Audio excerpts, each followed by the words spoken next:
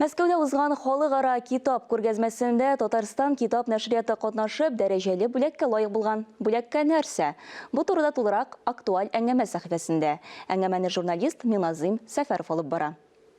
Хәерле көн, мөхтәрәм җәмәгать. Кулына яхшы китап алган кеше бер кайчан да ялгыз була алмый дигән бер акыл иясе. Китап укырга яратучылар моның чыннан да шулай икәнлеген яхшы белә.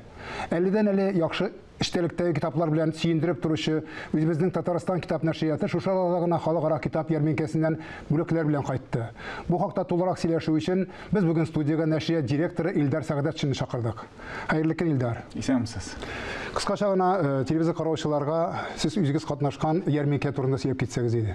Бу инде Россия күләмендә безнең китапка кагылышлы вакыйгаларның төп ике вакыйгасы бар. Ул да булса җәй башында июньдә Кызыл мәйданда була торган китап күргәзмәсе һәм менә шушы бу инде Мәскәү халыкара күргәзмәдә инде бу китап күргәзмәсендә кимендә 300-дән дә артык нәшрият катнаша. Һәм менә ел китабы конкурсында инде 500-дән артык китап катнашуы билгеле. Һәм шушы китаплар арасында безнең Татарстанда чыккан нәшр ителгән китапларыбыз дәрәҗәле призлы урыннарын алу, яллау бу инде зур дәрәҗә дип әйтәсе килә. Нинди китап укыганыңны әйтсәң, үзеңнең кемлегеңне әйтәм дигән бер әйтем бар име? Шуны әйләндереп менә безнең нәшрият нинди китаплар чыгару белән мәшгуль? Былай әйткәндә, елына без уртача 150-дән 200-гә кадәр исемдә китап чыгарабыз. Бу инде ял көннәрен алып атсак, көн саен бер китап дигән сүз. Шуңа күрә бу чыккан китаплар арасында бу инде мәктәп дәреслекләре дә бар, тарихи китаплар да, проза да, инде шигърият төрле зәвыкка карап, инде төрле зәвыкка җавап бирерлек китаплар бар.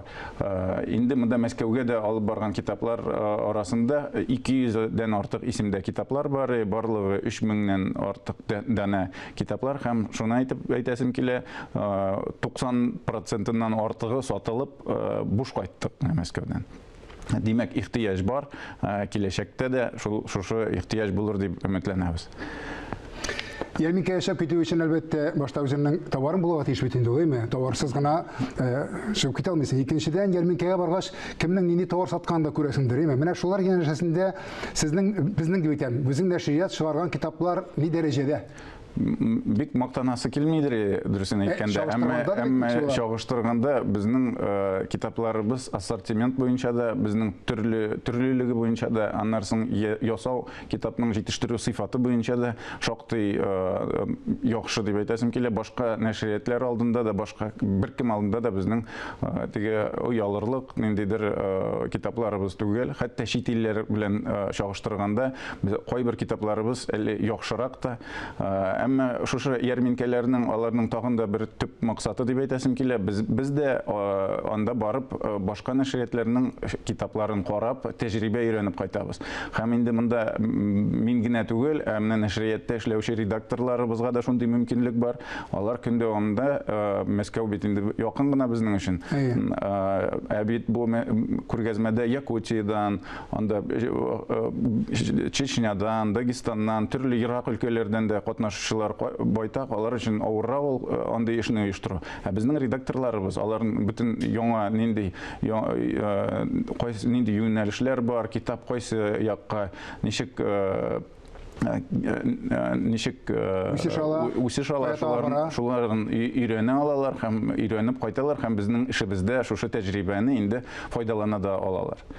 Әнә соңгы вакытта балалар өчен энциклопедия күренде. Менә ул бик тиз эшләнгән, күрәсең, шул турыда сөйләп китсәгез иде. Аны тиз дип әйтеп булмый, чөнки бу энциклопедияларны шунысы өчен рәхмәт, бу безнең татар телен саклау һәм үстерү комиссиясе инициативасы белән безнең президентыбызга рәхмәт бу инициативаны хуплаганы өчен. Һәм менә шушы энциклопедиялар, ул инде русча андый китапларны күреп күнеккәнбез, безнең татар телендә дә андый китаплар буласын һәм кирәген белеп шушы эшкә тотындык. Аны бит инде башта тәрҗемә мәсьәләсе бар, хукукларын алып, бу русчадан тәрҗемә ителгән китаплар. Монда инде велосипедны уйлап табасы юк. Безнең ул тәнебез турында, шул ук машиналар турында, песиләр турында да. Һәм бу проект шактый гына инде халык тарафыннан да шактый макталды. Менә ул бүген китап иң сатыла торган китапларның берсе, һәм Мәскәү күргәзмәсе дә буны күрсәтте. Берсе бер калмады ул китапларның, бөтенесе сатылып бетте.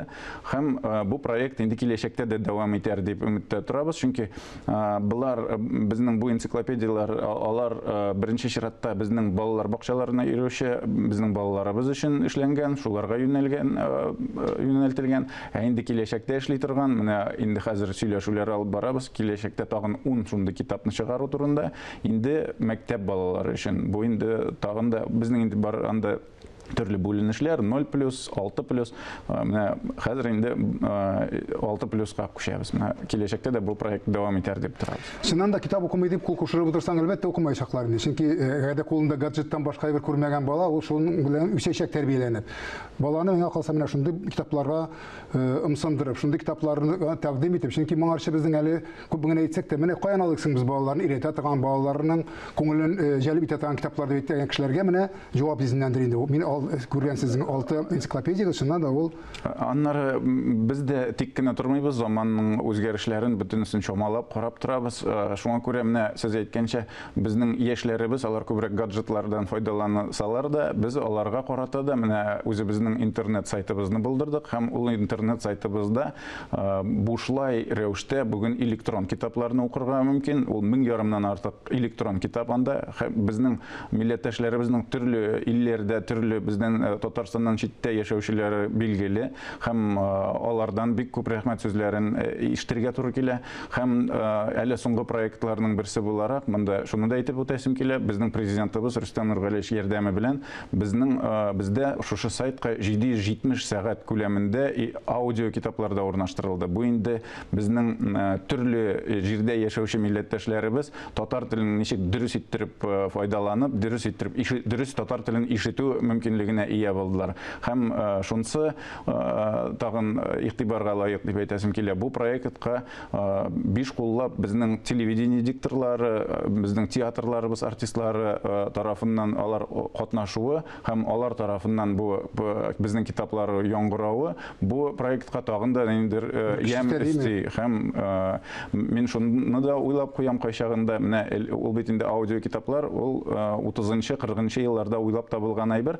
Һәм әгәр дә ул менә шул вакытта безнең татар телебездә аудио китаплар яңгыраган, яңгыратылган һәм яздырылган булса, без бүген ул вакытта татар телен нинди яңгырашта, ничек яңгыраганын белгән булырбыз. Ничек үзгәргәнен, ул бит тел бит заман белән үзгәреп тора. Өмірін татар китабын бастыруға бағышлаған Иван Николаевич Харитонов заманында Европаға барып татар китабын белән танылған. Һәм шунда ярминкәләрдә, халыкара ярминкәләрдә алтын медальләр алып кайткан. Бу 115 еллар элек моннан. Димәк, сез шул традицияны дәвам итәсез килеп чыга инде, әйме? Шулайрак килеп чыгадыр. Әмма шуны да әйтәсем килә. Безнең нәшриятыбызга инде быел 102 ел яшь тулды. Менә шушы 100 ел, бер гасырдан артык эшчәнлегебез карамыйча, менә аңа кадәр дә Казан шәһәре ул менә типографиялар һәм китап бастыру үзәге булып торган.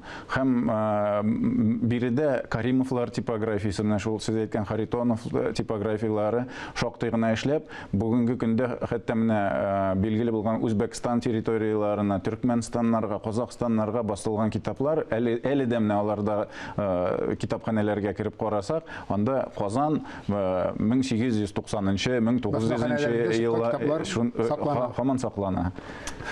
Соңгы вакытка нинди заманча нинди проектлар тәкъдим итәсез үзегезнең укучыларыгызга? Без инде әйтәсе килә иң популяр проектларны калдырмыйбыз һәм төрле яклап без милли китапханә белән берлектә нинди китаплар халык тарафыннан укыла, китапханәләрдә алына. Шушы хәтта ел китабы, Татарстанның ел китабы конкурсында берлектә китапханә белән бергә үткәрәбез.